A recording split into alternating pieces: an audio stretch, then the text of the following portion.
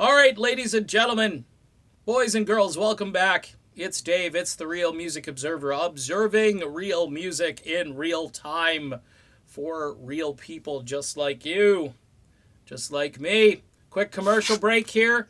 Don't forget to check out State of Salazar's brand new album. It is my album of 2018.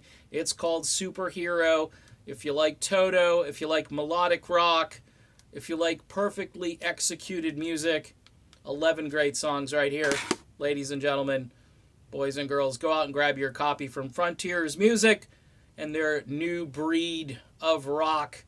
All right, so big news today. Queen, Bohemian Rhapsody, is now the most streamed song in this century. I'm not sure if we did streaming in the last century, but the headline, if we did streaming in the last century, it might have been like 1999 or something. I don't know when streaming actually became a thing, but I don't think folks were streaming all that much in the last century. But the song that Bohemian Rhapsody overtook, this is how I'm just not connected to a certain taste of music that people have. The second place tune is Smells Like Teen Spirit, okay? And I haven't gotten the joke since 1991. I haven't understood it. Or 91 or 92. Whenever it came out, I was still hanging on to my top 40 radio gig.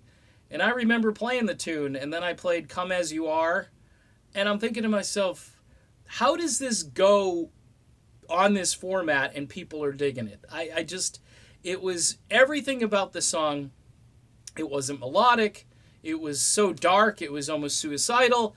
And yet, it's the second most streamed tune. By the way, when you look back, and this is how everything is kind of relative, you listen to that song now, and in the world of music today, that's a melodic rock song. It's a grunge song. It's a garage song. It's a fairly well-produced record, I'll say this about it, but the content of melody has dropped off so dramatically that something like Smells Like Teen Spirit actually, again, by today's standards, is almost listenable. But let's talk about Queen. Okay, 1975. Look, this song defies any kind of description that I can give it. I've had people send me, tweets, emails, hey, talk about Queen, talk about Freddie Mercury. And Freddie Mercury being the greatest frontman who's ever done the frontman thing, and that particular song, one of the great experiments in rock, also borrows heavily from Paul McCartney and the Beatles, Sgt. Pepper, Band on the Run, Live and Let Die, although I think Live and Let Die was after, pretty sure. But there's a lot of stuff going on in the song, vocally speaking, that is just out of control amazing. It's ear candy on steroids.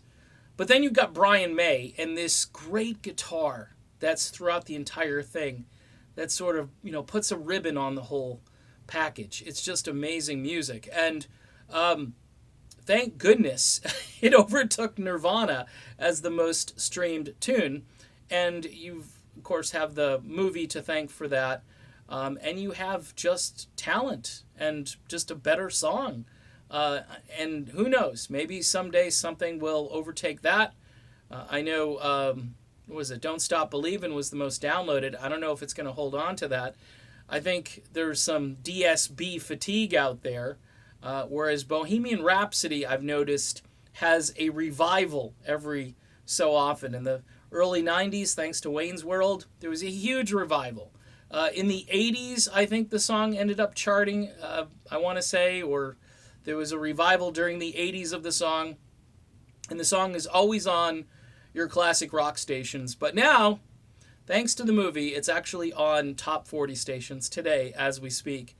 Bizarre. It's just so bizarre compared to what's on the radio right now. But we can be thankful that classic rock of this caliber is being appreciated and heard, and now is the most streamed song of all time. Thank you, Queen, for beating out Nirvana and making my day. All right. Talk to you soon, everybody. See you.